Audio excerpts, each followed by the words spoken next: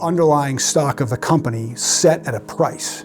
And your job as an employee is to add value to the stock price so it increases from that strike price. So let's say I issue you shares exercisable at $100. Every dollar above 100, you're going to make money because you have employee stock options.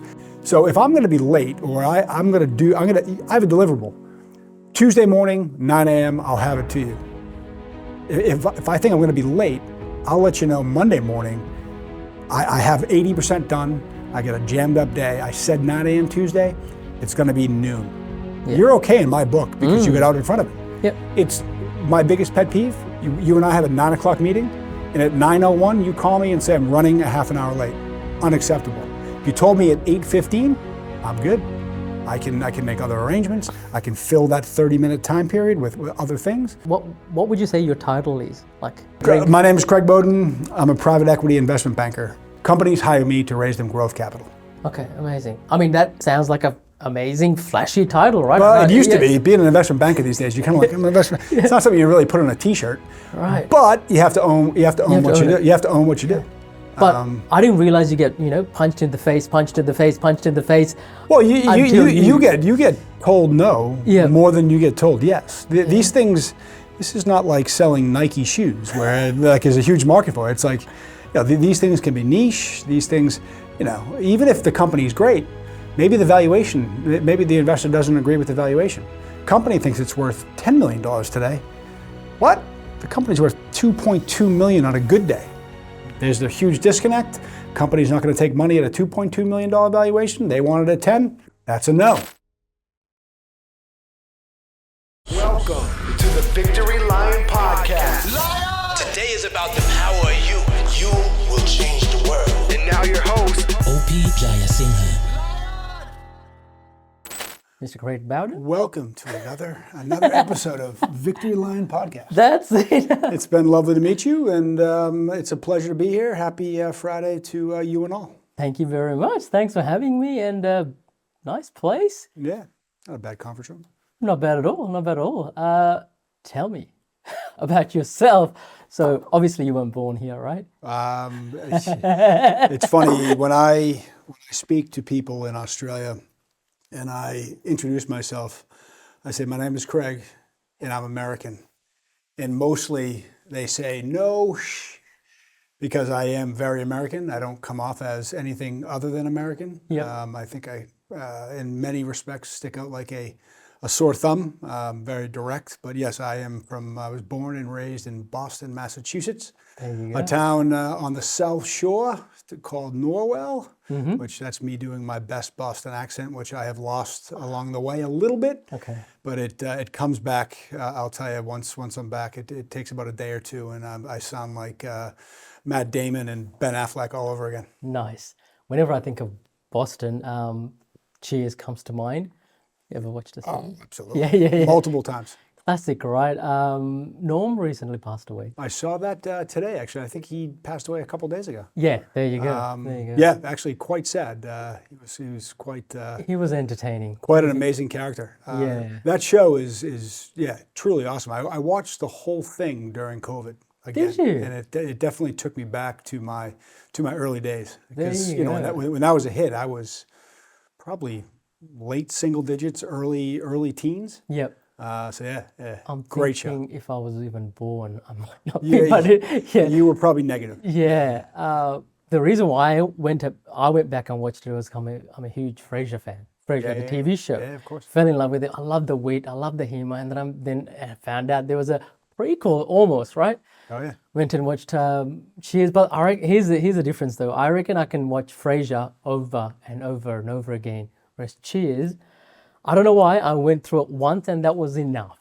I don't know if you felt that way. I think Frasier's the kind of show you can have on in the background. Correct. And you don't have to sit and watch it. Yeah, I agree. Whereas Cheers, I think you have to sit and watch it because there is some pretty nuanced, comedic effect within Cheers, whereas Frasier is kind of it's an easier show to consume. And I don't watch a lot of TV, but when I do, I like to have it on in the background. Yes. And just go about doing whatever you're going to do. Yeah, you're like me. Yeah, you're like me. Dr. Frasier Crane. Dr. Frasier Crane. And Lilith. Awesome. Remember Lilith? I remember Lilith. Yeah. would you, because you lived in New York as well for a long time, right? Almost 17 years. Jeez, Call it that's a long- 16 and a half, yeah. There you go. Would you consider yourself a New Yorker? No.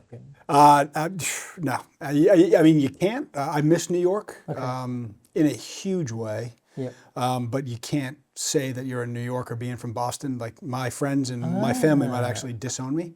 So I am, to be clear, I am a Bostonian. I lived in the Lions Den for almost 17 years. Okay. And by Lions Den, I mean I'm a Red Sox fan. That's what I was Celtics going to fan, ask. Are you a Bruins fan and a Patriots fan. Okay. I respect New York teams. I was happy to see the New York Knicks make a good run, despite the fact that they beat the Celtics in this NBA postseason. But I do not like, I respect, but I do not like any New York sports teams. Got it. It's a DNA thing. It's nothing else. Fair enough. Like, I'm glad we got it out there because, yeah, I was curious. I'm like, man, when you've lived in a city for that long, do you just end up, nah.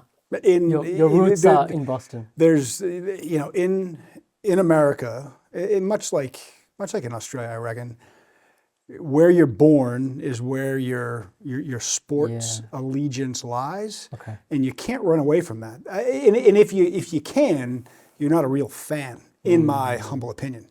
So if I was a Yankee fan, I wouldn't be like, you shouldn't take anything that I say serious. Yeah. Like, I was born in Boston. I am a Boston sports fan, and it's a big thing. It's a huge part of the fabric of living in Boston is following sports. Huge.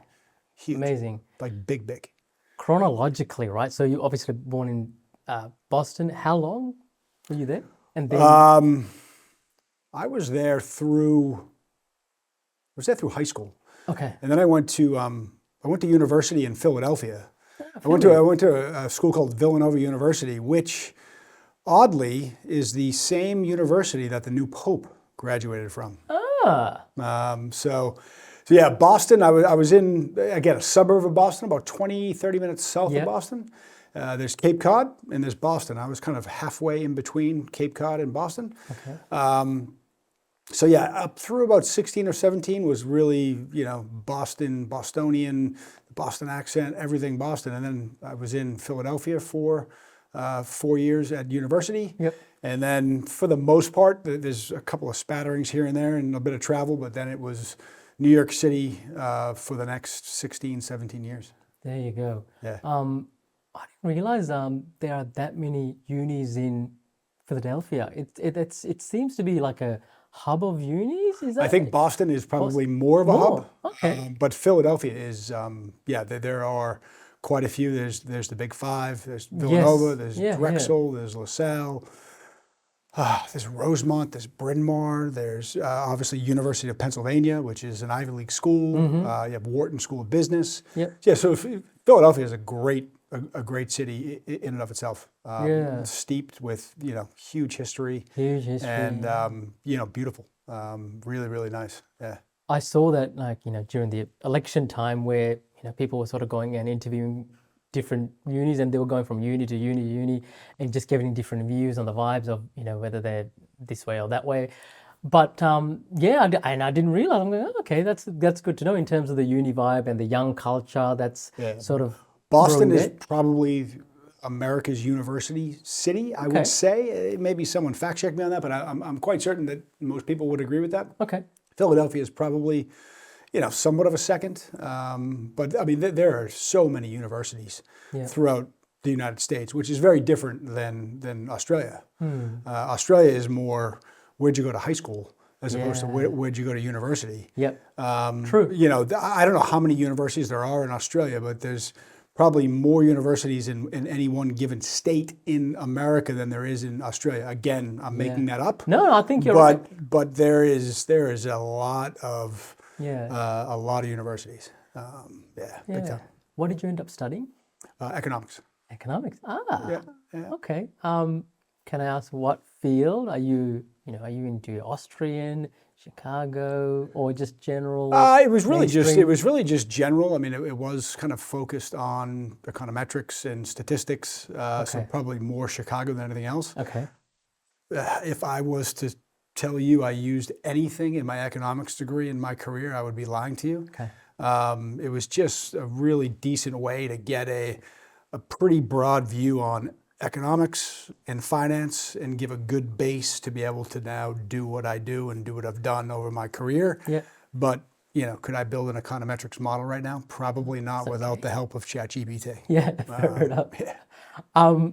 Where are you at the moment from an economic perspective? Like, do you still think, thoughts from Milton Friedman are still valid today? I would imagine, yeah. I mean, they've been around for many, many years, and I think, right now, to talk about economics, it's the world's a bit upside down. True. And it seems like it's becoming more upside down every single day. We have Elon Musk and Donald Trump fighting today. We got the world's most powerful man fighting the world's richest man, and Tesla's stock is in a free fall, down 17-18%, 250 billion AUD chopped off just because we got a Twitter war. So, I'm not sure if traditional economics models work these days because of social media. It's really an interesting time, and it's really hard to it's hard to analyze. It is, isn't it? That's actually a really good answer, because you're right. When these models were coming through, we didn't have social media. There was no such thing, right? Yeah. And one tweet can mess up everything, right? One tweet, the Donald Trump tweet today, dropped Tesla 17%. I don't know where it is now, if it's bounced back or whatnot, but just the volatility of, Trump saying it's probably a pretty good time to be buying stocks. Bang, jumps. Like just one tweet, one sentence. That's the verbally. Power. It shouldn't be that way. One man should not have that kind of power to move markets like that. But here we are. Here we are. Yeah, no, I totally agree. What did you end up doing in New York? So I moved to New York after my first job out of university. I worked for a company called Nantucket Nectars, which it was, and I think maybe still is. I don't even know if it's still around. It was a very popular juice company. Yeah. That was ultimately bought by Triarch, which was Snapple, which was a big, still is a big juice, especially in New York. And we traveled around the country in a Winnebago and passed out juice to guerrilla market this brand. That kind of, if there was social media back then, it would have been it was viral back then in a non-social media way, if that makes any sense, which it might not. But it was a really niche, very cultish juice brand that just grew from these two guys, Tom and Tom, on Nantucket Island. They got funded by a very wealthy guy. I think it was the guy behind Avis Rent-A-Car or Hertz. I forget which one. And so we spent a lot of time in New York on that juice tour of duty, as I like to say. And I fell in love with the city. Just absolutely fell in love with it. Fell in love with the energy. And I moved there with $1,000 and one big bag. I had no job. I had a decent CV. I had a year of experience passing out juice, which is no experience at all on Wall Street in finance. I did relatively well at university, so I had a pretty good CV or resume, as we would say. And I got my first job was working for a firm called Smith Barney, which was a very very reputable brokerage house. And the interesting story there is I always love to tell how I got my first job on Wall Street. I answered an ad in the New York Times, and Smith Barney was looking for what is called a floater. What's a floater? What's a floater? A floater is an assistant who backs up brokers' assistants when they're on maternity leave, when they're sick, when they're on vacation. So, Tim Smith is the assistant to broker John Williams. Tim Smith is sick. He's out for 2 weeks. We need a floater. So I just randomly answered an ad, like old school classified, like little from print the paper. Floater. I remember it, capital FLOATER. I didn't know what a floater was. I knew Smith Barney was a very reputable. It's now after a bunch of mergers and it's been gobbled up. I think it's now Morgan Stanley. Which everyone I reckon has heard of. So I sat down, I sit for the interview, I'm nervous, I got my Men's Warehouse suit on, I'm ready to go.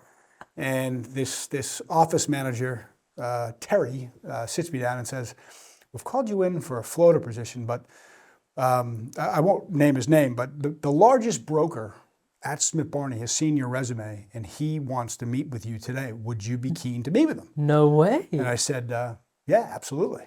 So. And you were in your 20s, right? I was 20, Early 20s. 22 maybe. Okay, yeah. 22. First interview that I ever had in New York. First interview on Wall Street. First interview, like really, first, maybe not the first, but first proper interview, I believe, in my career. So I sit down, it's corner office, looking down Park Avenue South, beautiful view, MetLife building, right above Grand Central.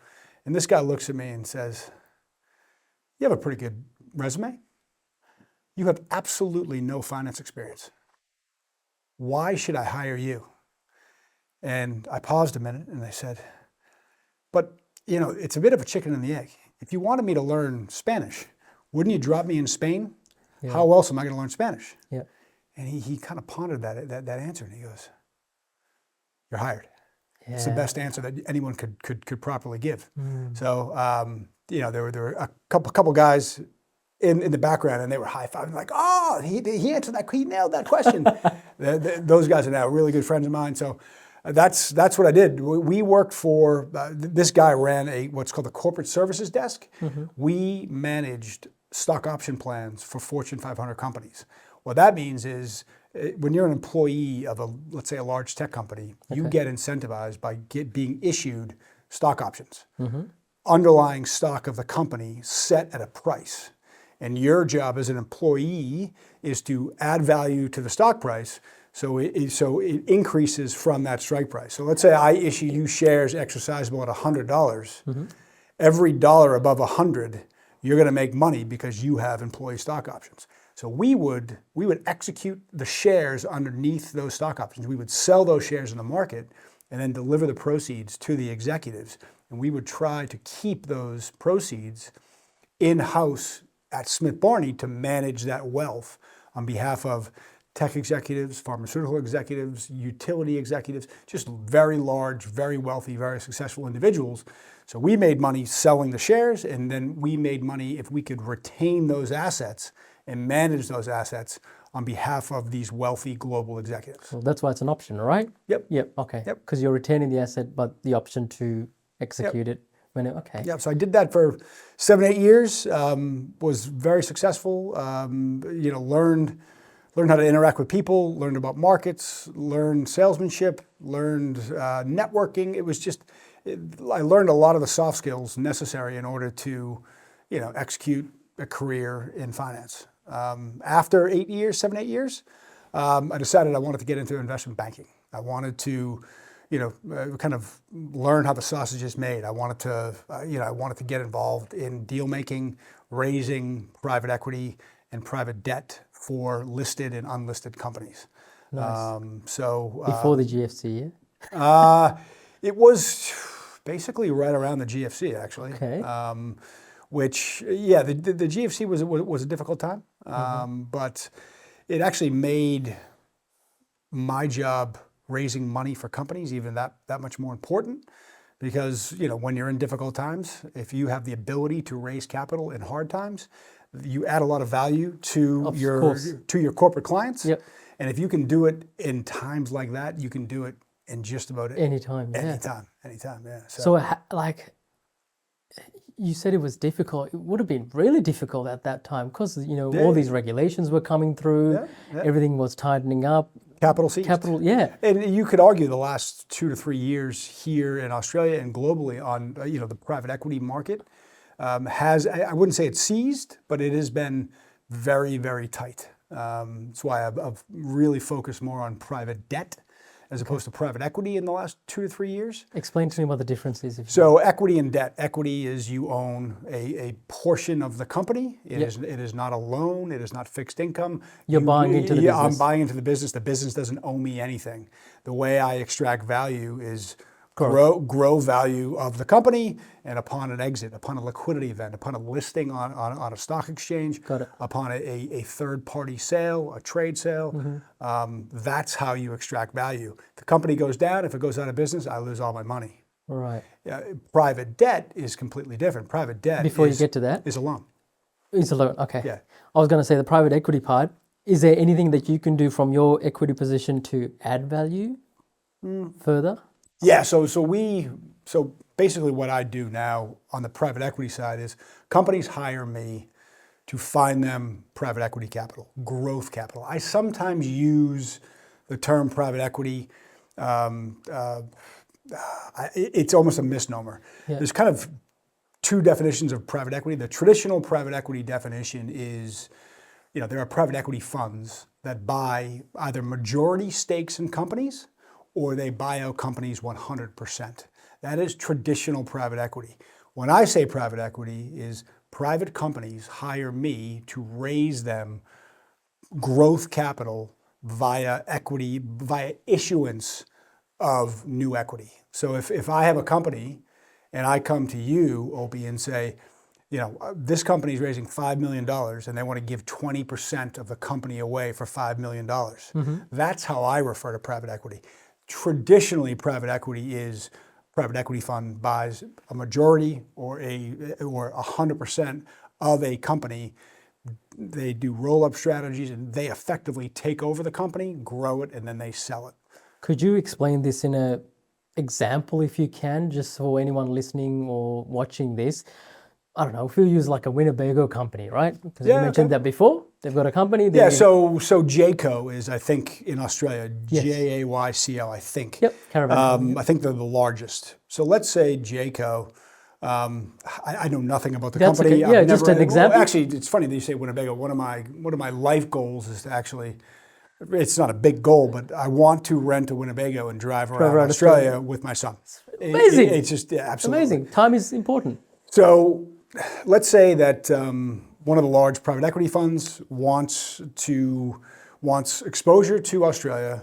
They want exposure to the leisure aspect of the economy, and they have hundreds of billions of dollars in cash sitting on the sideline, and they're always looking for opportunities to buy companies. Okay. So traditionally, a private equity fund would come in and they would make a run at Jayco, and they would say, we want to buy 100% of your company for X billions of dollars. Okay. So they're buying the company basically. They would buy the company, or they would buy, typically they would buy a majority Stake in 50.1% or more. They would take control of the board. They would take voting rights. They would effectively have ultimate control of the strategic direction Okay. of that company, when to sell, how to grow it, how to finance it, how to execute. Okay. What they also might do is they might then take more of the money from their fund and buy Jayco's fourth largest competitor, sixth largest competitor, and do a massive roll up and take more market share, build it via both organically as well as through acquisition. And then they're all about exits in 3 to 5 years. A typical private equity fund has a 10-year life. Okay. So they like to get the money out early, grow it, and then they need liquidity in order to return those funds back to their limited partners or their LPs. Okay. So that's traditional private equity. It's not really what we do. Okay. We sometimes will sell to private equity funds if we have a business that wants to sell itself. But what companies hire me for is to raise them growth equity in order to execute a strategic plan or execute upon a contract or a series of contracts. So for example, if we're going back to the Jayco example, right? And they were only operating in Queensland and New South Wales. And they wanted to open up Victoria. Correct. They would, a company like Jayco wouldn't necessarily need to come to someone like me, to be honest. They'd probably be dealing with Goldman Sachs. Yeah. But Just as an but so like a smaller company that is doing business in Queensland and New South Wales. Even a better example is a lot of Australian companies. They use Australia, and a lot of global companies use Australia to cut its teeth, to prove a business plan, and then they want to go to the Holy Grail. They want to go to the home of DJT, the United States of America, and so they'll use Australia as a testing ground. And then, once the business model is proven, the pricing model is proven, There's a minimum viable product, and they're ready to go. They'll then go to the United States. They'll go to Europe. They'll go to Asia. Not to put you on the spot, do you know of any examples offhand that come to mind? If you don't, that's all good, but I just want to ask. There's a company right now that we have funded. I don't know Are if you you've allowed seen... are you allowed to mention the company? If you're not, Sure. The company's called Get Ahead. Okay. The company, have you seen on Instagram? You seem like a hip guy. You're probably on Instagram, right? I'm hardly on it, Well, but I've got. Have you seen the videos where the guy goes up to random people and says, What do you do? What do you do and how much do you make? Yeah, I So know that guy. that company is called Get Ahead, and it's not just those videos. Underneath those videos is a very viable application or app that they claim to be the Tinder for job seekers. So the thing with Get Ahead is Get Ahead has a demographic that Seek and Employment Hero don't have. They have the 18 to 32-year-olds that bracket. that early youngish people who want to fill barista jobs, waitress jobs, bartending jobs, jobs at JD Sports, jobs at Domino's Pizza. They're not looking to become an accountant, or they're not middle management. They're not CEOs or CFOs. These jobs have very high turnover. I see. Like, when's the last time you've gone to a coffee shop in Australia? You build a relationship with the barista knows exactly how you like your coffee. You go back a week later, that barista's gone. Gone, yep. The turnover on these jobs is huge, and it costs the coffee shop a ton of money to get a highly trained barista in there, and they have to interview. This is a way of seeing somebody, seeing their personality, seeing their work, seeing how they make a cappuccino, how they make a piccolo. It can be done by a video. You can interview it on the app. So these guys have proven the model here in Australia. They've now gone to the west coast of the United States, and they're actually doing a funding round in the United States right now. So that's just one example of a company here in Australia. I believe Tinder, actually, being the Tinder for job apps, Tinder itself, their first geographic region was Australia. They actually built their business model here, and then they went to the United States, I believe. No, that's cool. I have heard that as well. Yeah. Good to know. Great example, by the way. And going back to what you were saying, I actually didn't think those guys would be targeting the high turnover, because the people that they interview are, entrepreneurs, very business savvy people. So I thought the demographic would be no. Okay, Mate, some of the stories that the CEO tells me. Yeah. I won't get too graphic. I won't get too specific, but I'll kind of talk around the edges. But some of those videos go so viral that the people that were interviewed on each individual video, I'm going to give you an example. And the issue is, sometimes walking around Brisbane, as you interview random people, you run into a lot of OnlyFans participants. Got it. Okay. One of the OnlyFans participants was a gentleman who... Yep. He made his living. He was making, at the time, don't quote me on the number, but it was a large number. Call it $20,000 to $30,000 a month, posting pictures of himself. Yep. You connect the dots. And that video went viral. It got picked up via Rolling Stone. Rolling Stone reached out to him, did an expose, not an expose, but did an article in the magazine about this guy. Yep. The guy went from here through the stratosphere. He now has generational wealth because of that one video, and it's happened multiple times via these Get Ahead apps. It shows the power. See what you're saying. It shows the power of social media. It shows the power of virality, and it's happened. I don't know how many times, but more than a few.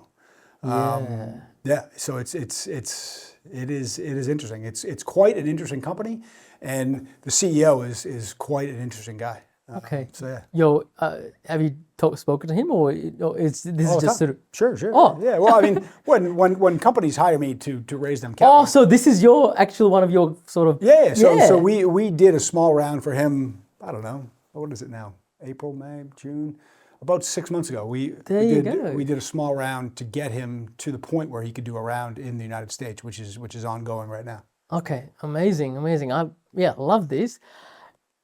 I think, do you feel like that, if a 20-year-old was listening to that, would they have understood what private equity is? Do you think so? And I'm asking you objectively, because if not, I sometimes probably speak to things thinking that everyone knows what I know, and because I just don't. because think it's your views.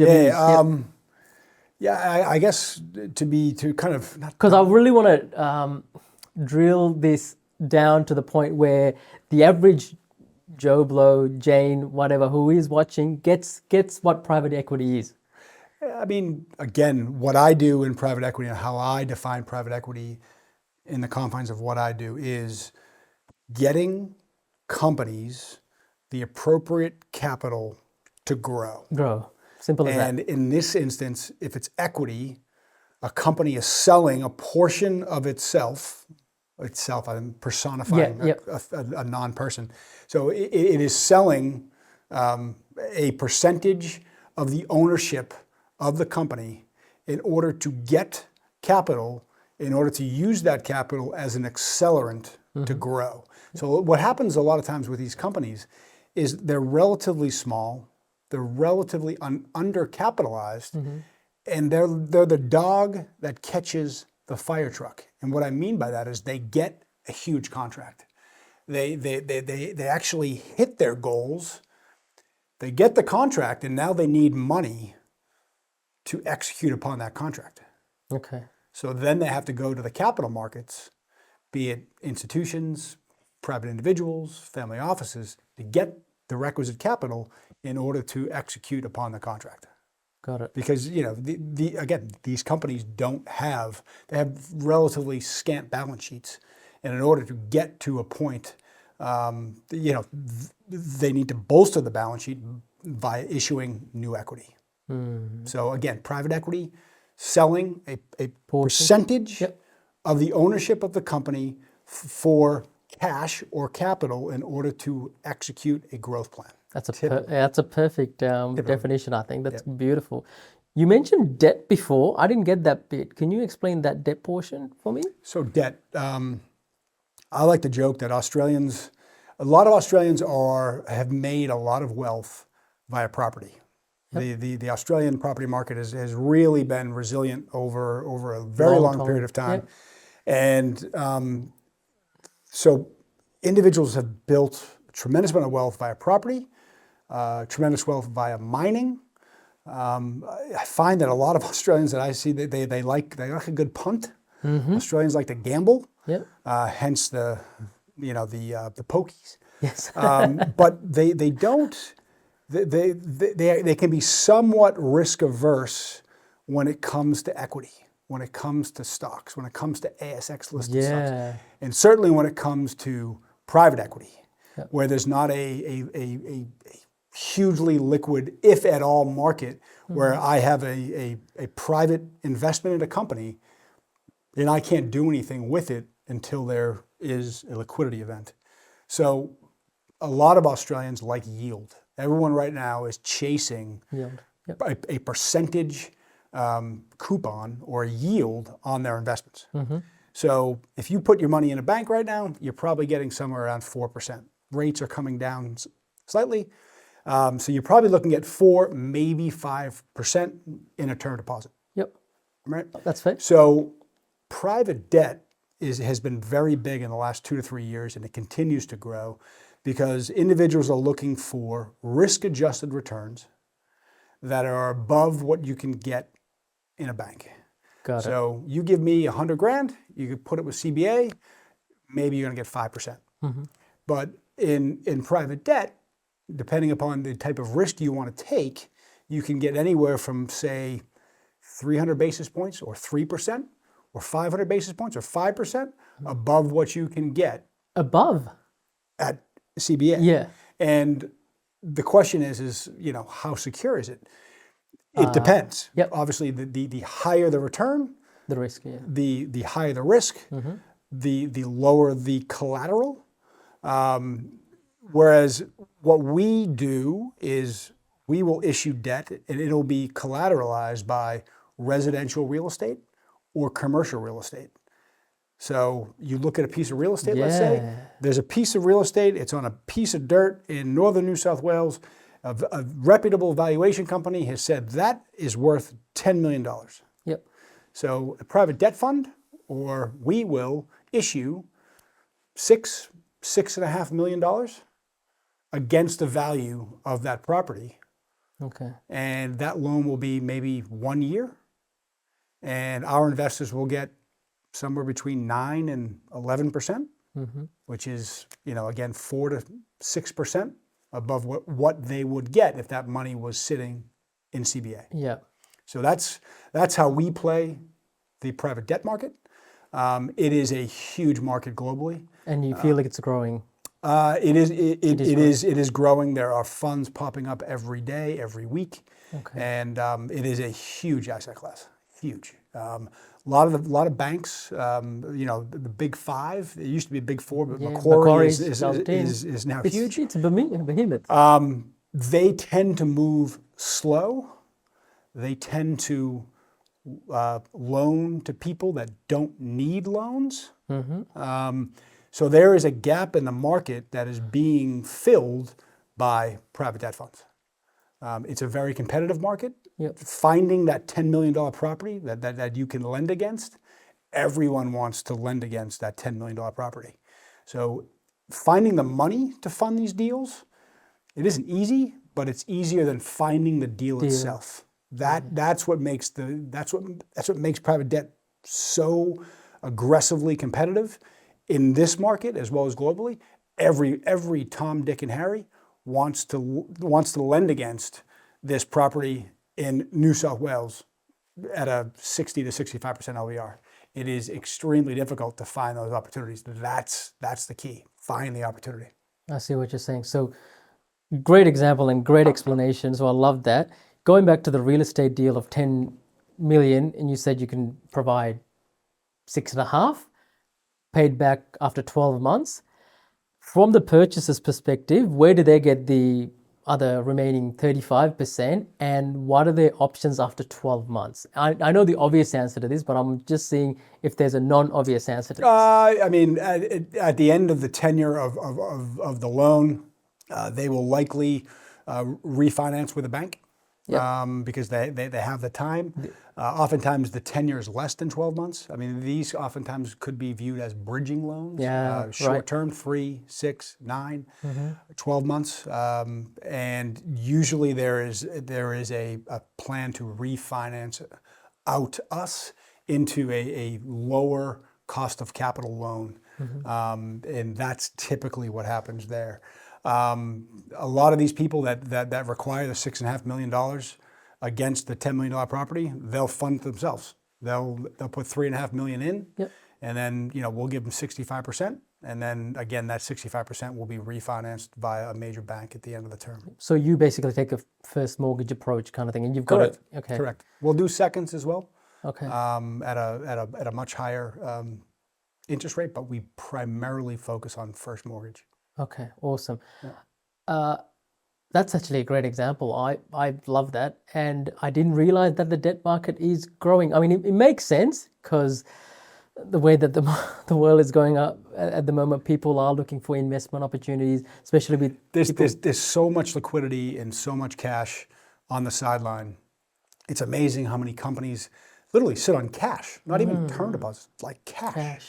And there are only so many places to put cash, which is why I think in the private debt market, I think people need to continue to be vigilant and even more vigilant than in the past, because I think LVRs are being pushed up, which means that they're lending instead of $6.5 million against a $10 million property, they're pushing it to maybe 7.5 to 8. They're lowering the interest rates because they have this cash. They need to put it somewhere. It's very competitive. So things are starting to go the wrong way, and you really need to put a keen focus on underwriting and really put risk controls in, because sometimes the best deal you do is the deal you didn't do. And you've certainly seen that in my experience over the last 6 months or so. Things are getting a bit loose, and I think a lot of The big minds in the space are starting to heed caution and speak to the market and really underline the fact that we need to take a step back here and we need to really look at risk parameter and really focus on risk first and foremost, which always should be the case. Yeah. But again, with so much liquidity in such a competitive space, people are starting to throw money a little bit too loosely. I think that needs to tighten up, and I think it will. Who's sort of saying exercise caution? Is it the regulators or is it the industry professionals? It's really just, some of the large fund managers that I follow on LinkedIn, or some of the people that I speak to on an everyday basis that really are, like, I wouldn't consider myself a debt expert. I'm not even close. Yeah. So I do draw upon a lot of experience and a lot of brain power from people that know a lot more than me. Yeah, nice. Okay. Just in terms of the ballpark figures that you play with for private equity and debt, what are we looking at in terms of a range for you, Craig? It depends upon where we aim our gun on both private equity and private debt. Private equity, my knee-jerk answer is kind of $2 to $10 million check sizes. But again, it depends upon where we are sourcing the capital from. If it's from sophisticated, ultra-high net worth investors, it's 2 to 10. If it's private equity, if it's venture capital, if it's institutional, if it's an institutional raise, Yeah. that $10 million check can be actually quite small. So there really is no limit. Okay. But if it's for what companies, the size of companies that come to us and the check size needed for those companies based upon their size, it's typically 2 to 10. That's the niche. That's the range that you're. That's a niche that we play in. On the private debt side, I would say our average loan amount is $2 to $4 million. Okay. It can be as low as $500,000 to as high as $10 million. But again, if it's a larger deal, and depending upon where we're going to source the funds from, that $10 million cap can be much, much higher. So it really, no two opportunities are created equal. So it really is a case-by-case basis. Right. Just from a due diligence perspective, you or any firm that you are representing, how much due diligence would you do on the investor itself? Like, for example, if I was an individual investor, maybe a company behind me, would you go down to the director level? Would you look at the reputation of the company who's buying a large real estate company? Yeah, we do need to do. You do the ticks. Quite a bit of due diligence. And again, depending upon where we're sourcing the capital, we also invite potential investors to do their own due diligence. And if it's an institutional investor, they are certainly going to do their own due diligence. Yeah. But we need to do our own diligence in order to present these opportunities to whoever the investor is, be it institutional, be it wholesale, be it sophisticated, be it family office. We have a reputation that we need to protect. Yep. And we need to make sure that we've done our homework. We need to make sure there's no skeletons in the closet, there's no bankruptcies, there's no fraud.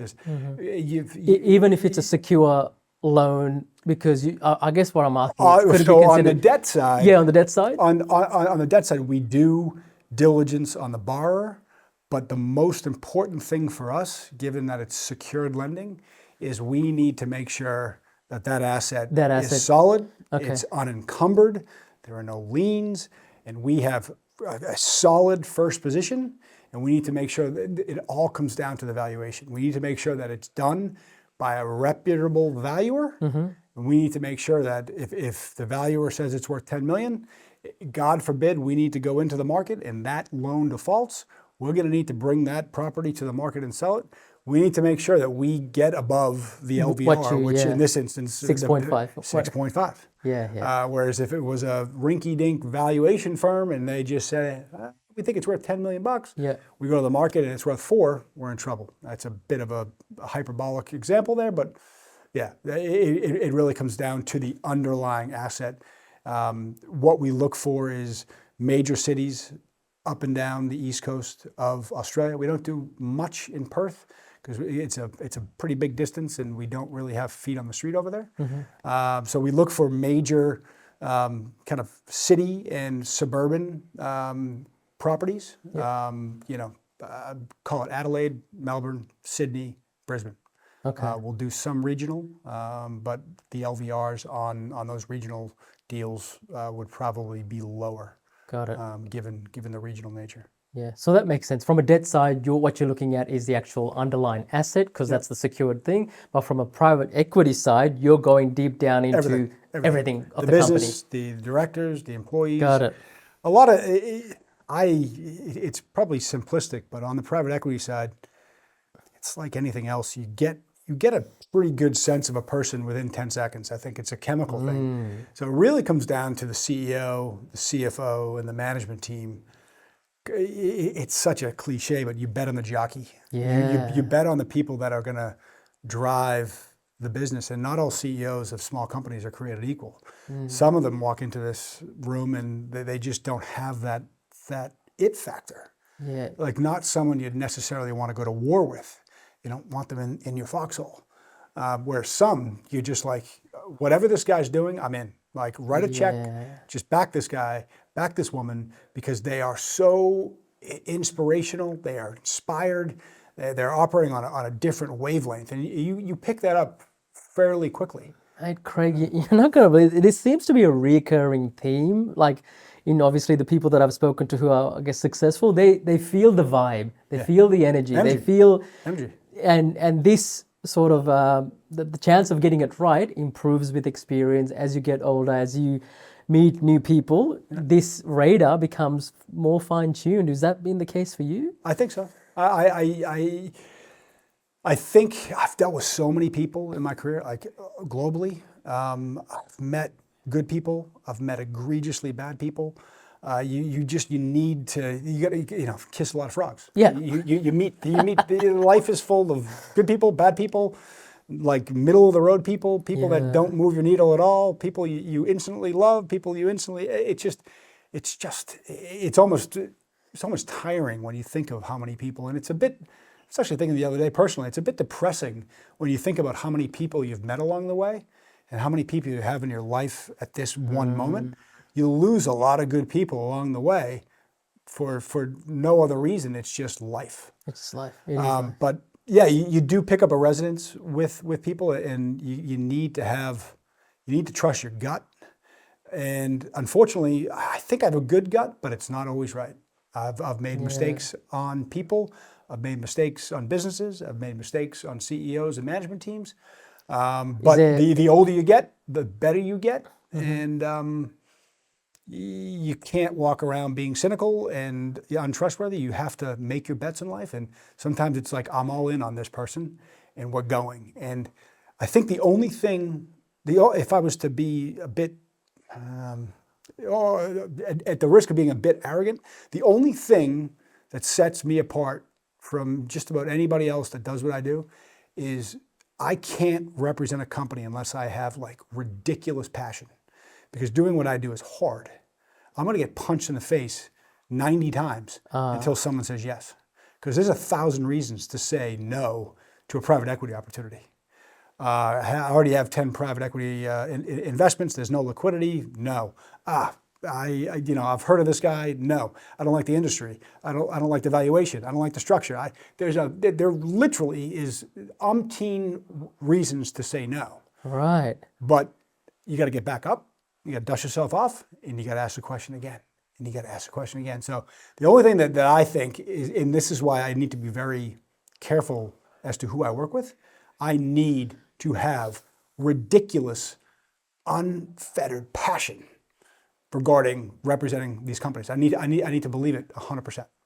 And that's I never thought of it like that. And if I don't have it, it's not going to work. People will see right through me. They'll see right through the opportunity. Yeah. It's like in order to do what I do, I think you need to believe in what you are presenting, and that comes down to the people more than anything else, I think. Okay, amazing. What would you say your title is? Like, if you met someone on the street or having a drink. My name is Craig Boden. I'm a private equity investment banker. Companies hire me to raise them growth equity, and companies hire me to raise them growth capital. Okay, amazing. I mean, that sounds like a amazing, flashy title, right? Well, it used to be. Being an investment banker these days, you kind of like, I'm an investment. It's not something you really put on a T-shirt. Right. But you have to own what you do. You have to own what you do. But I didn't realize you get, punched in the face, punched in the face, punched in the face. Well, you get told no more than you get told yes. These things, this is not like selling Nike shoes where like there's a huge market for it. It's like, these things can be niche. These things, even if the company is great, maybe the investor doesn't agree with the valuation. Company thinks it's worth $10 million today. What? The company's worth $2.2 million on a good day. There's a huge disconnect. Company's not going to take money at a $2.2 million valuation. They want it at 10. That's a no. Move on to the next one.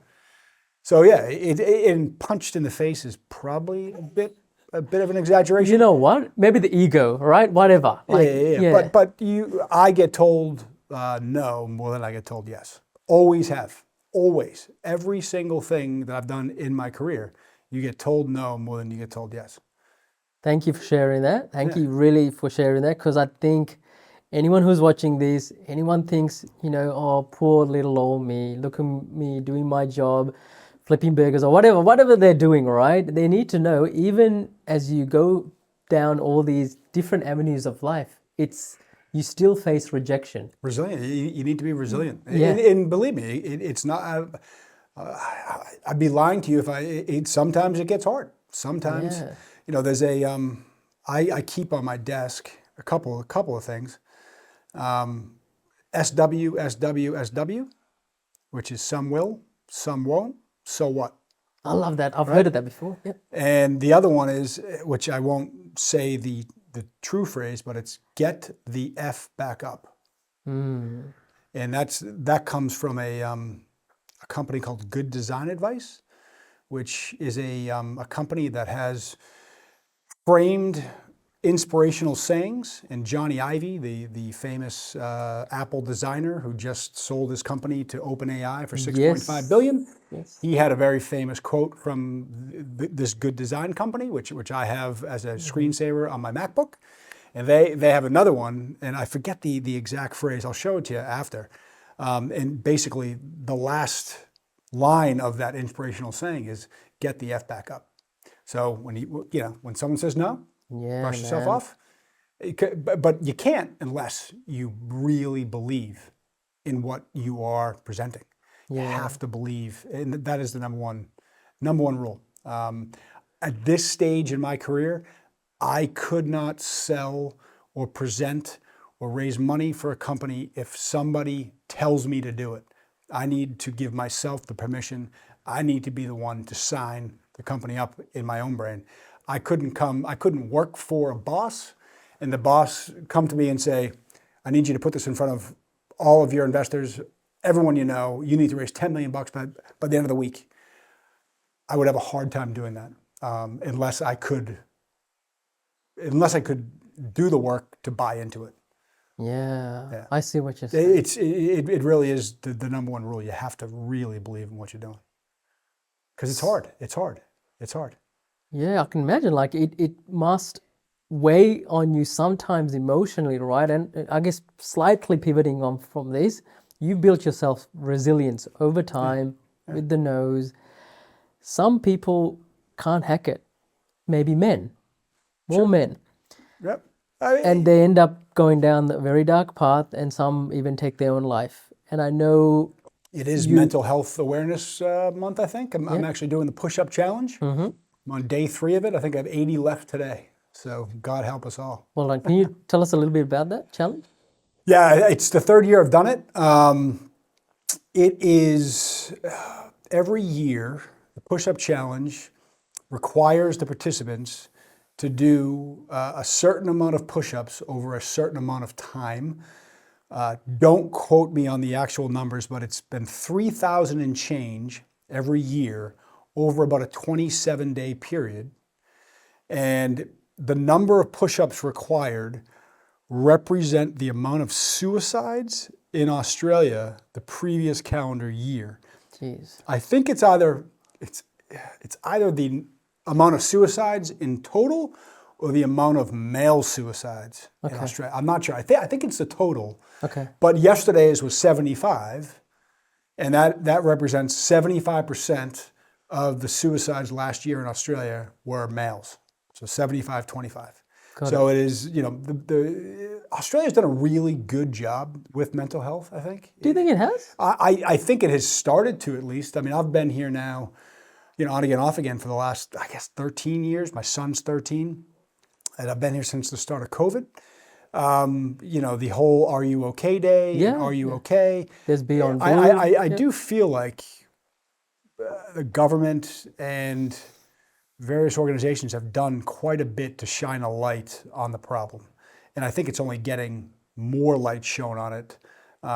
It's a major problem, obviously. It's a major problem, and I think men are becoming more open to talk about it. I think they are as well. I hope they are. Yeah. Yeah. I think I have, and with friends, and I do feel a loosening up of that, and I think that's really important. And this is a big month for it. This push-up challenge is pretty big. Yeah. Not as big as my chest at the end of 27 days, but. Speaking of that, your health is important to you, right? What do you do to sort of stay fit? I do functional fitness. What does that which mean? is basically functional fitness. Yeah, what is it actually? I do classes every single morning from 7 to 8. Okay. And Monday through Friday, sometimes Saturday, which is where the magic happens, but I sometimes want to sleep in on Saturday. If I do, I'll go for a run on Sunday. So I try to work out 6 days a week, 5 minimum, Monday through Friday, and every day works a different body part. Sometimes it's totally cardio, sometimes it's cardio and weights, sometimes it's just weights. As you can tell, today was upper body day. I am kidding, obviously. I've never really been a big guy. So yeah, it's really just from 7 to 8, like a Swiss watch, every single day, 7 o'clock to 8 o'clock. And the classes are no more than 12 people. Okay. Typically, they're 5 to 6. This is in person, not on like... In person. In person, Get up every morning at 6 at the gym. It's 6:55. Class starts at 7 on the nose, like a Swiss watch. Yeah. And it's pretty full on. I've been doing it now for a year. A good buddy of mine kept hounding me. I know you. You're competitive. You're gonna love this. I'm like, I swim. I run. I work out. I don't need it. I have a really good gym in my building. And he kept coming and coming. Finally, I was like, fine, I'll do it. I'll do a free trial, and then I'm going to cancel it. I went to the first class, and I bit down hard. I completely, within the first 5 minutes, I'm like, oh shit! Now I have I have an expensive gym membership. Here we go. Yeah. Since day one, I've gone religiously 5 days a week. Have outside of traveling, I do not skip. Jeez, that's well done to you, right? Yeah, it's good. It's good. I mean, I pay for the consistency.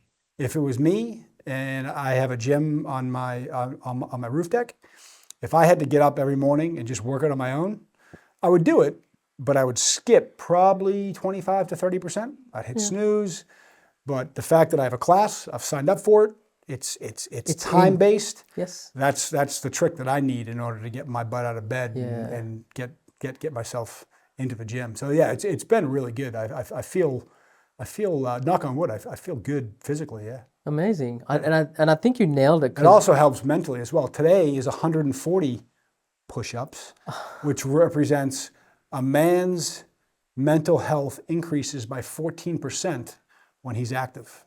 I'm not sure if it's a man or if it's people in general. Their mental health increases by 14% if they are physically active.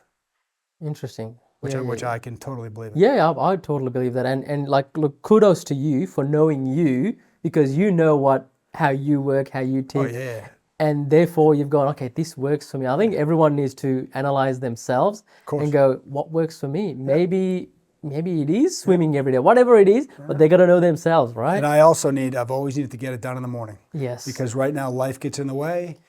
And it'd be 5:30, which is a class. There's a 5:30 class at this gym, West End Strength, by the way. It's a phenomenal gym, absolutely. And I always say the word strength in West End Strength is a misnomer because it almost seems like an intimidating gym. It is not. It is communal. It is welcoming. If you are the most out of shape human being on the planet, you could start on Monday and you would get a benefit out of it and you would not be intimidated. You could also be, David Goggins, and you could go to this gym and you could get something out of it. So there are not these massive, like huge guys. It's such a cool community. Amazing. So I always say, like, they're not going to change the name of it, but I fear that people would maybe hesitate to join it because of the word strength, and they might think, I'm not that strong, because I'm not that strong. I'm a middler when it comes to the gym. I just it's like anything else in life. Do the best you can, push yourself as hard as you can, and you'll get the most out of it. Yeah. I'm probably waffling a bit, but No, that's amazing. And I don't know if you know this, but I'm glad you're doing these training sessions in the morning as opposed to at night. So I was doing it like 11, 12 o'clock, midnight, because I've had a busy day. Might as well just do a gym workout before I go to sleep. But apparently, you've heard of that guy, Brian Johnson, the guy who wants to live to 100, right? The guy who's like Benjamin Button, he's aging backwards. Correct. I know people give him a hard time, but to be honest, I love him because of course, yeah. He's giving advice freely, right? And of course. One of the things he talks about is one of the best indicators that you should try and focus on is your resting heart rate. Sure. And he goes, if you can get the resting heart rate as low as possible, that means that's an indicator of longevity. Mm-hmm. So you do that by sleeping for 6, 7, 8 hours, ideally.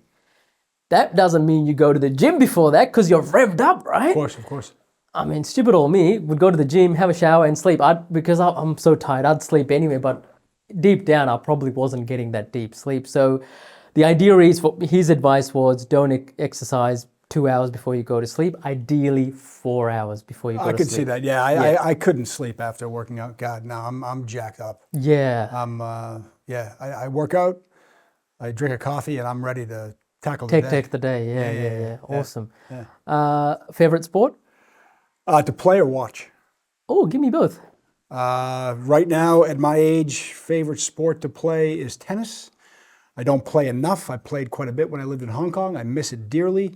Very communal, very competitive. At the end, whether you win or lose, it doesn't matter. You just had an amazing cardio workout, and it's like you're not even exercising or working out because it's so fun. Yeah. And time amazing. flies, whether it be doubles or singles. Yeah. 2 hours of doubles and 90 minutes of singles is primo for me. It can be a bit harsh on the ankles, knees, and hips. Yep. I feel like an old horse going to the glue factory sometimes after playing tennis. But tennis, playing, watching NFL football, American football would be my favorite to watch. NBA is a close second. Okay. Yep. Very nice. You mentioned Hong Kong. I just got back from a vacation to Japan. Yep. I lived in Hong Kong for 6 years. There you go. So you traveled a bit, right? Have you do you sort of go traveling, or do you live there at long periods of time? Long meaning 3 months plus. No, what you just described, I don't do that. I would love to do that. Okay. But I either, the places I've lived, born and raised in Boston, University, Philadelphia, as I mentioned, 4 years. Effectively New York City for 16 and a half. That's decent. Then again, here and there, but then Hong Kong, 6 years. Brisbane, 5 years. 5 and a half. 5 and 4 months. I got here. Interesting story about that. I'd be remiss if I didn't bring it up. I moved to Hong Kong to be closer to my son, because getting to Australia from New York or the East Coast of the United States is a huge task, both financially, time-wise, the time difference, managing a relationship even long distance is difficult. Yep. So I moved to Hong Kong, and it was a 2-hour time difference and about a 7 to 8 hour flight. So I'd come to visit him every 2 to 3 months. Okay. Yep. That was the first 7 years of his life. Life was good. I had a good relationship. I'm living in Hong Kong, which is a phenomenal place. Remarkable. Right. Loved it. I was in Sydney on business, and that was the day that Tom Hanks announced to the world that he had COVID on the Gold Coast. Mm-hmm. That's when my life got turned upside down. And then you had a decision. It wasn't much of a decision. Okay. It was a decision, but my hand was forced. I couldn't leave because if I left, they wouldn't let me back in. For a while. Well, who knows? Yeah, who knows, right? Who knows? Yeah. It would have been 2 years because the borders effectively shut down in March of 2020, and they opened February of 2022. We didn't know, but in retrospect, it would have been 23 months. Wow. So that would have been, yeah. So I made a beeline from Sydney to Queensland before they closed the state borders, and I effectively.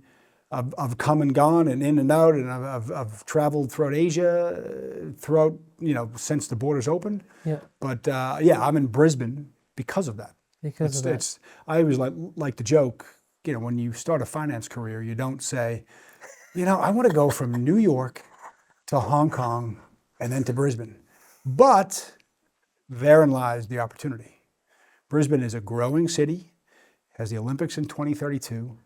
There's a lot of people that do what I do in Sydney and Melbourne. There aren't many people that do what I do in Brisbane. And this city grows every hour of every day, of every week, of every month. Yeah. So I think I'm here for a reason. Great place to live, great standard of living. And the business environment, I think, gets better every week. Yeah, amazing. So what do you see happy as to sort be of here. growth sectors that, emerging markets, whatever you want to call it? I haven't figured it out here. Sometimes I do walk around Brisbane and I do look at people on the street and I ask myself, what do these people do? Obviously, a lot of state government employees, mining, financial services, professional services. Outside of that, there really is no. I guess the question is, what is the defining business in Brisbane? I really don't know. I probably should. Yeah, tourism. I don't know. Well, didn't the state government announce this week that they're going to try to be the biggest tourist destination in Australia over the next 20 years? Yeah. And I believe that it really can be. If you look at the Sunshine You've got Coast, the weather, Gold Coast, the weather, obviously the Great Barrier Reef. You could go on and on. Of course. The state is truly amazing. It's sunny almost 300 days a year. Tell me what you said about the sun and staying in the shade, winter. I love that. I love that. People complain about the weather here sometimes. I have generally found this to be true. Yeah. In the winter, if you're in the sun, you're good. Temperature's not really a factor. It's actually quite, it's quite temperate and very comfortable. In the summer, if you're in the shade, you're typically okay. There's been the last couple summers, that theory has been tested a little bit because it's been so humid and so hot. But generally speaking, I think that's true. Yep. Again, there are some outlying days where Queensland summers, sometimes hit a bit different. The good thing about summer in Queensland and in Brisbane and in operating in a business environment in the summer in Brisbane is you don't need to dress like you're in Hong Kong with a suit and a tie and you're buttoned up. In Hong Kong, in New York summers are extremely hot and the subways are not air conditioned. It can be very brutal, but you are in a proper suit, oftentimes a tie. And here, you show up in a suit and tie in the summer in a boardroom in Brisbane, that's not going to go over well. It's going to completely blow up in your face. There you go. People dress fairly casually, almost year round here, but certainly in the summer. So that makes it a bit easier, I think. Yeah, that's it. There's really you really can't complain about the weather here. No, you can't. Outside of when it rains, it properly rains. Yep. And the place is very prone to flood. That's really the Achilles heel of Southeast Queensland, as far as I can see. I agree. Not an expert, but no, 100%. There are areas. I hope insurance does cover it, but I've known it's a grey area, right? As we sort of wrap things up, I do want to touch on a few fun topics. What is your favorite activity that you like doing with your son? Oh, his favorite activity is Legos, and it's a bit of a problem because he wants a new Lego every single week. And those things are those things are expensive. Expensive, yeah. His room is literally one big Lego, and he does it. He times himself. So you get him like a set, and he yeah. goes through the. Yeah. So he will literally he sets a stopwatch. Yeah. He'll work for an hour. He'll stop it, take a break, and then he'll start it again. And he got his last one last week. He turned 13, so I got him a pretty large set. He got it done in 5 hours and change, I think, and it was online. I think they said it was supposed to be done in 8 to 9 hours. So he's pretty good, and he does it consistently and constantly, and then he'll break it down and he'll do it again. And So he's hyper focused. That's his that's thing. the coolest thing, actually, because kids don't really have focus these No, days. they don't. And I know I've lost a lot of focus because of Instagram and phones and computers. And he really has the ability to sit and focus. And he's also very, very into art. He must have a superpower there. Yeah. So what we do, we play chess. We love to watch movies together. Yeah. And our biggest thing, well, not our biggest thing, but we go to. I always get him the annual pass for the amusement parks down of course. on the Gold Coast. So Yeah. we go on roller coaster after roller coaster after roller coaster. Good on you. That's amazing. yeah, I it's mean, good. this time spent is so precious, Oh, right? it's huge. Because they It's grow up like so. The fact that you got stranded in Brisbane was fortunate, right? In that aspect. It was a blessing, of course. Yeah. It's probably without question, it is the most proudest thing.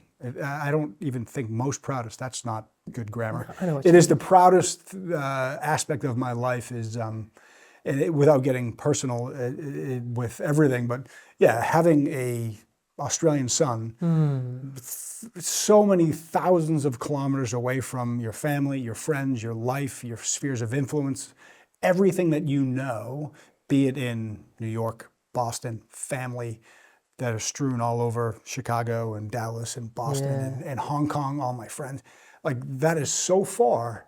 So everything has really been about my relationship with my son, and it has worked out very, very well. So I far. love that. So Yeah. quality time is just It's huge. I see him every other weekend, and I see him every other week when he's on school break. And those are the times. It's those long periods that's the reason why I'm here. amazing. Thank you so much for sharing that, because I know it is obviously a personal thing for you. Big time. We've covered a bunch of topics. Anything that we haven't touched that you think might be of inspiration to someone that might want to go down this private equity path as even a career change, career progression? I mean, I don't think I'm going to inspire anyone from becoming a private equity investment banker. No, that's not inspirational at all. But I just think, I always say this, like, no one should listen to me about anything. I find even talking, it's a bit arrogant and narcissistic and whatever, like, who cares what I have to say? The only thing that I think I do, that I think everyone should do, and I'm trying to not put myself and other people, because that will let you down. And the only bit of advice I ever give my son is one thing. And I truly think if you do this, it's like 80 to 90% of life. Always try to do what you say you're going to do when you say you're going to do it. Integrity and I accountability. truly think if you can do that, it's more than half the battle. Show up on time, and do what you say you're going to do when you show up. You're gonna set yourself apart from the masses, and a vast majority of the masses, I think. And I've trained myself to do that because of based upon the function of what I do. I'm trying to shift an asset from your personal balance sheet to fund a company, be it debt or equity. If I show up 10 minutes late, or I let you down, and I don't do what I say I'm going to do, is the probability higher or lower that you're going to do what I'm presenting that you should do? Every minute It's lowers lower, and it drops off a cliff. But life does happen. You got to be somewhat flexible. But I always say, if you're not going to do what you say you're going to do, there's like, how many ways can I communicate with you on your smartphone right now? Probably 14 to 15. Phone, text, WhatsApp, what else? all the socials, right? Skype, Instagram, Snapchat, Teams, the list goes on and on and on. So if I'm going to be late, or I have a deliverable. Tuesday morning, 9 a.m., I'll have it to you. If I think I'm going to be late, I'll let you know Monday morning. I have 80% done. I get a jammed up day. I said 9 a.m. Tuesday. It's going to be noon. Yeah. You're okay in my book because you get out in front of it. Yep. It's my biggest pet peeve. You and I have a 9 o'clock meeting, and at 9:01 you call me and say I'm running a half an hour late. Unacceptable. If you told me at 8:15, I'm good. I can make other arrangements. I can fill that 30-minute time period with other things. But it's when people at the last minute push, that's just not okay. Yeah.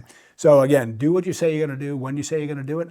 Do it, and again, you are 80 to 90% of the way there. Amazing advice. That's what I think. I'm thankful that we rocked up early. You did? Imagine if we rocked up late, no, right? I'm chill about it. Yeah, I'm chill. I get it. But look, if it happens one time, yeah, no issue. 3 times, not really an issue.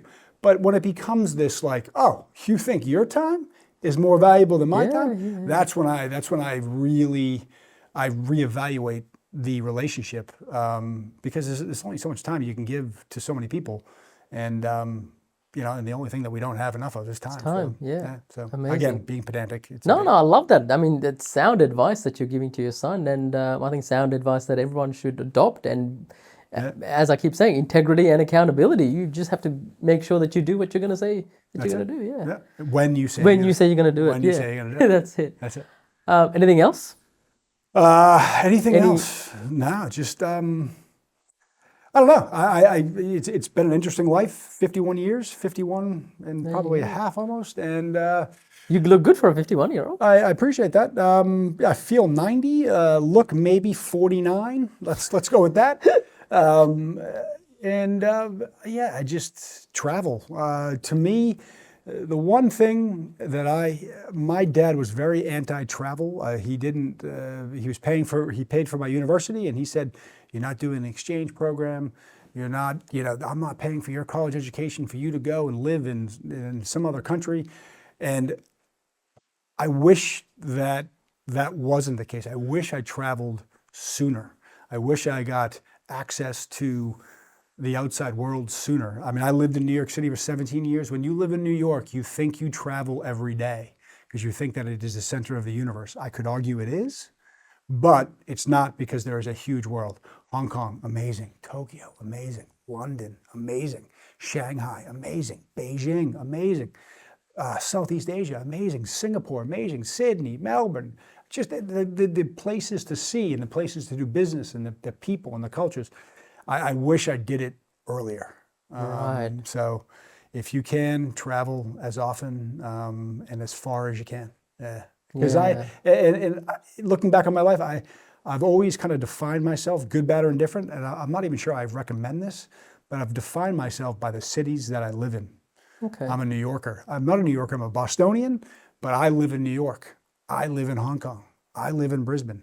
I oftentimes put a lot of weight on, where I live. So you embrace it, like fully. Oh, yeah. I mean, it's just phenomenal places. Yeah. Phenomenal. Amazing. I love that. I think it's good advice for any young person. The only caveat that I have to that is try not to blow all your money. Try and build a nest egg as well. Oh God, yeah. Well, travel cheaply.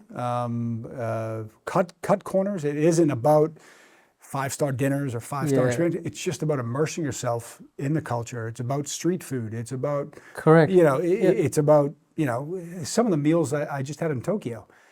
10 Australian dollars. Some of those meals were better than the way more expensive meals. Raw fish on a bed of rice with soy sauce, just spectacular. Yeah, exactly. Didn't break the bank, and you could do that time and time again without even touching the 3, 4, 5-star Michelin, all that. That's not how I roll. I just want to be around the people, the culture, and do it as often as you can afford. But obviously, as you say, very aptly, be financially responsible, save, invest, focus to the future, but travel as often as you can. And if not, there's always YouTube. It's not bad. Yeah.